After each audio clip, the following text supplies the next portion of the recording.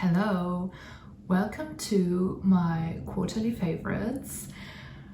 I'm seeing this type of video on YouTube and TikTok so much at the moment, and I thought, hey, I love a good favorites video, so why not talk about my quarterly favorites, that is the books that I liked reading during the first 3 months of this year. Yeah.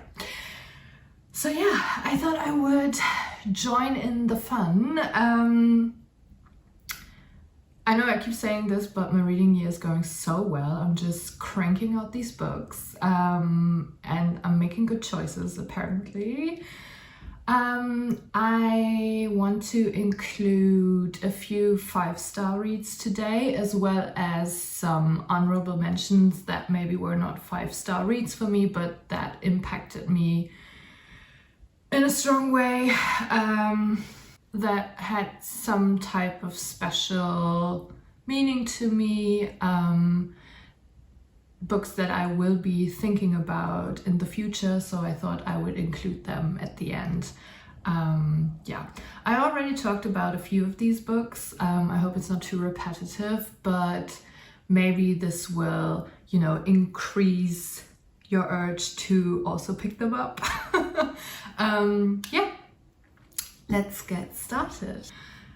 As always, of course, we have to have a coffee. This is the first hot coffee that I'm having today because spring is trying to break through, I would say, but also struggling, like she is struggling.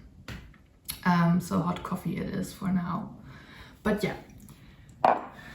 Okay, my first favorite of the quarter, my first favorite of this year, and also the first book that I read this year is Hutch by Tess Gunty.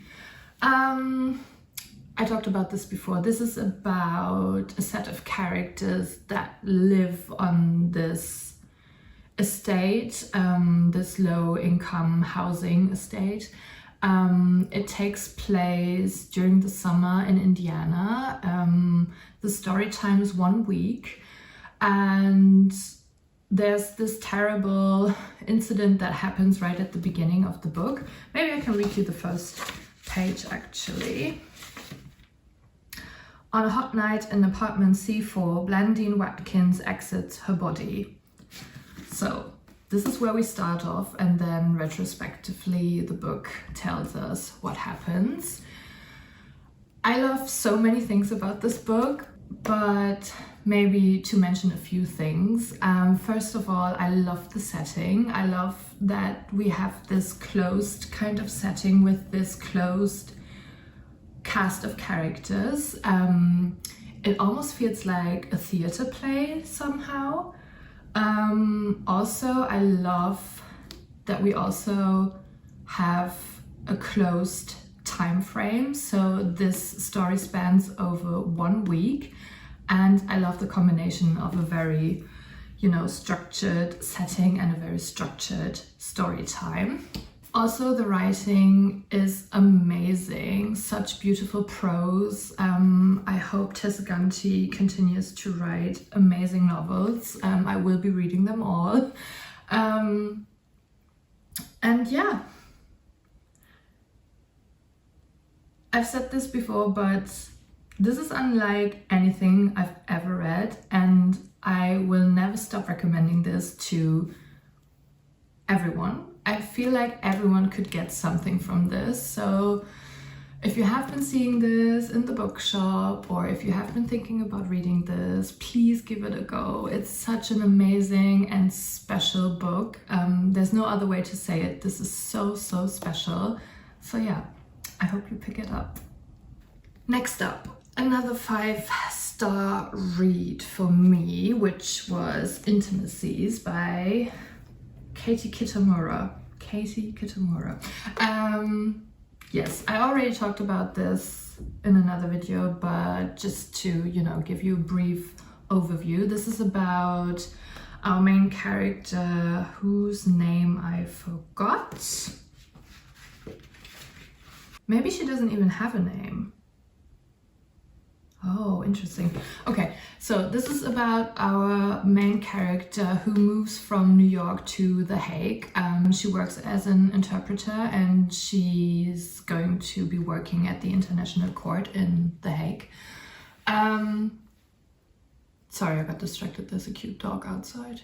Hi. Okay. Anyway, and yeah, she's kind of, you know, trying to find herself, trying to find her own voice, especially as an interpreter. You know, she's this voice for other people, she's the ears for other people, but I feel like she's kind of trying to find herself.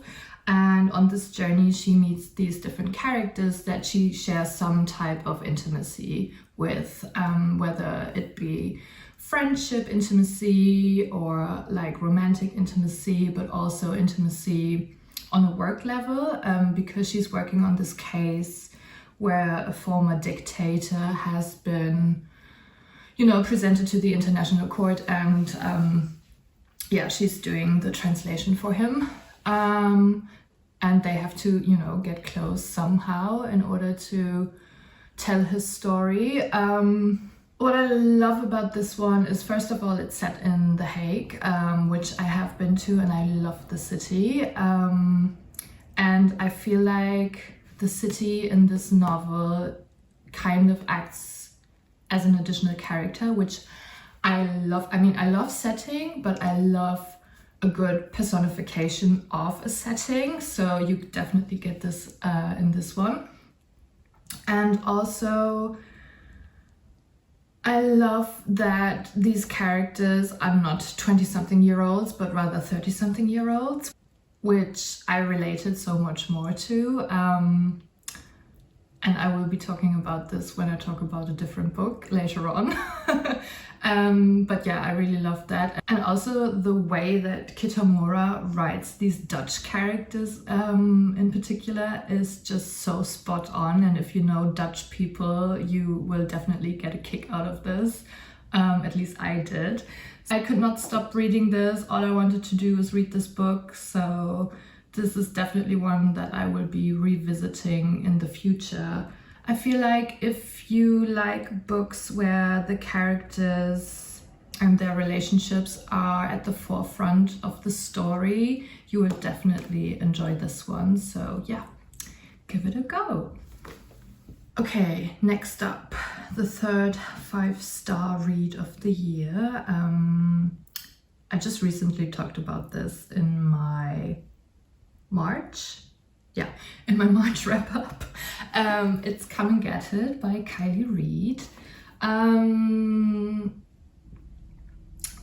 This book is so complex, I don't even know where to start. It's about, I mean, it's set on a campus and it's mainly about these girls who live in a dormitory together, but also you have this character that is a visiting professor, like, you know, a young professional academic.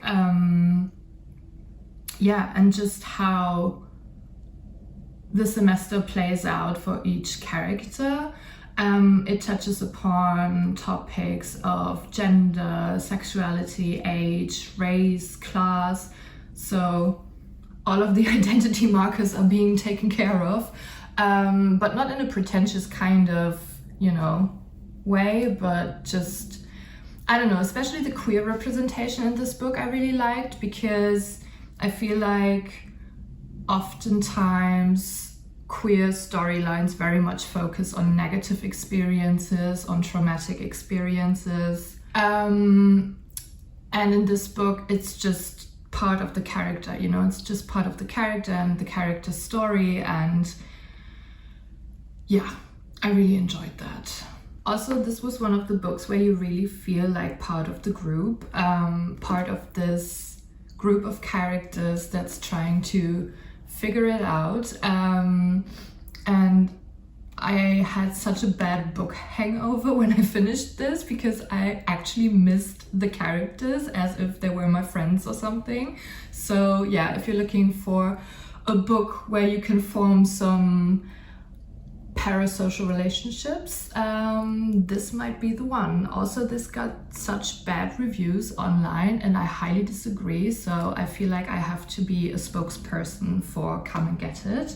So yes, make sure to read this one. Okay, the final 5-star read included in this video and one of my most recent read books, and definitely the contestant for my favorite book this year. I know it's only April, but this is a strong contestant, is Good Material by Dolly Alderton. It's so pretty. I just finished this a few days ago, yeah. And again, I had the worst book hangover. I missed this book so much after I finished reading it. So this is about a young man who is a stand-up comedian. He lives in London and he recently went through a breakup with his girlfriend, and this novel kind of depicts the process of actually, you know, breaking up. Not the actual breakup part, but everything that follows kind of after, and everything that you're going through once you've broken up with a person. And I mean, what is not a surprise is that I enjoy a book by Dolly Alderton. I haven't read anything else written by her, but I used to listen to her podcast. Not calling her a podcast host, she's very much an author. But yeah, for some reason I never picked up any of her books until now, and now I have to read everything ever written by her, you know. But what was a surprise is me connecting to a male character that on paper reads like a red flag, you know. He has no fixed living situation, so he's living with his mom and he's living with his friend, and you know, he's going kind of from place to place. He's a stand-up comedian, which, hello, definitely has a drinking problem. Yeah, just doesn't take good care of himself in general, but I connected to him so much and I was rooting for him the entire time, because I feel like, yes, he acts like an idiot at times in this book, but also, like, who hasn't acted like an idiot during a breakup, you know? When you're heartbroken and everything is kind of up in the air, I mean, you're just trying to figure it out, you know? So yeah, I really felt for him, and yeah, I was just hoping that he was going to be okay. Yeah, me connecting and relating to a male character. There you have it. There you have it. Dolly Alderton made me do this, so for that, she's a genius, I would say. So yeah, definitely check this one out. And as I've said before with Intimacies, what I really enjoyed about this book is that the characters were in their 30s, because I feel like because I feel like over the last few years, these novels that center on 20-something women were like super popular, and I read so many of them. But at this point, I feel like I need books that feel a bit more grown up without being, you know, too serious about it. And I feel like this was the perfect example for that. So yeah, if you're looking for grown-up books, which I don't even know what that's supposed to mean, but yeah, give this one a go. Okay, and as I've said in the beginning of the video, I wanted to include 3 books that were not necessarily 5-star reads, but, you know, had a special kind of impact on me. Sorry if the frame is slightly different. I had to restart recording because I ran out of storage, and this is actually the second time that I'm filming this video, but yeah. All right. So the first book that I wanted to mention was I Who Have Never Known Men by Jaqueline, and I won't go into too much detail because I already talked about this. This is a dystopian novel about a group of women who wake up in this cage and who are being guarded by these male guards. And our narrator, the main character, she doesn't actually remember life before waking up in this cage. So she has no recollection of the world as it used to be. What I liked about this is that it was written in such a unemotional, factual kind of way, but at the same time evoked so much emotion in me. I had to take several breaks from this book because yeah, it was so depressing. So yeah, if you're looking for a dystopian novel that first of all, it has amazing prose, but also doesn't read like an action movie, definitely give this one a go. Okay, the next one, and I listened to this as an audiobook, which was the perfect choice, I feel like. Still, I want to get a physical copy so that I can, you know, engage with the text a little bit more, was Monsters by Claire Dederer. In Monsters, Claire Dederer poses this question of, can you separate the art from the artist?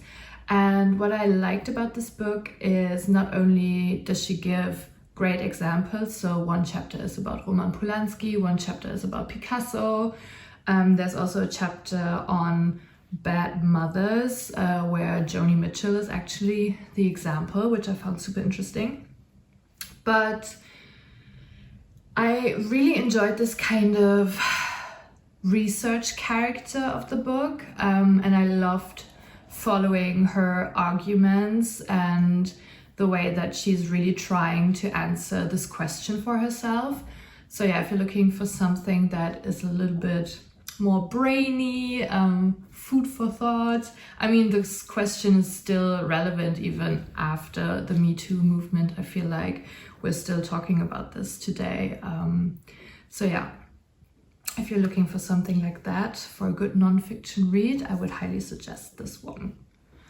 Okay, and finally a book that I haven't talked about on this YouTube channel yet, but that I've talked about so much with my friends, is Crash by J.G. Ballard.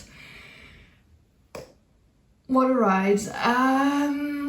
This book is about a group of people that kind of gathers around this very charismatic man who all get pleasure from seeing or actually being involved in car crashes.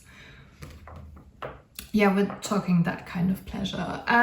This came recommended by Anna Wallace Johnson on YouTube, and she's one of my favorite booktubers out there, and I feel like, you know, she always has slightly different recommendations compared to other booktubers, so I really love watching her channel. And again, this one did not disappoint. This book was published in the 70s, and I found it so interesting the way that he talks about the relationship of technology and humans and the human body especially, and I feel like it's very much of the now. I feel like we're very much dealing with that at the moment because AI is everywhere and sort of making its way into our daily lives. So that I found super interesting. This is a book that I cannot compare to anything else I've ever read. Literally cannot compare it to anything. It's very avant-garde. It reads like a fever dream. It's super intense. If you're squeamish about things relating to the body, whether it being injuries or, you know, everything that comes with having adult relationships, this is not the book for you because it just goes on and on and on and on. But what I liked about this is that it very much reads as a queer book. It's very much blurring the lines, you know, between technology and humans, between gender, sexuality, time. Yeah. There's no other way to describe it. To me, it very much read as a queer book, even though on first glance I thought this was going to be such a stereotypical male book. But yeah, I was happily surprised. I mean, the introduction is written by Zadie Smith, which, yeah, is a testimony of it not being the super male book, I would say. But yeah. If you've never heard of this, and if you're looking for a weird book, and I'm not talking like, oh, weird girl fiction, which, no offense, I love weird girl fiction, but if you're looking for an actual weird book, you should read this. It's so much fun. I promise, it's so much fun. Okay, there you have it. All my favorite reads of the first quarter of 2024. I hope you enjoyed this. I hope you pick up one of these books. What were your quarterly favorites? Anything you loved? Have you read any of these? If so, what did you think? And yeah, I hope you have a great spring. As always, make sure to subscribe to the channel and give it a thumbs up if you liked this video. And yeah, I will be seeing you in the next one. Bye.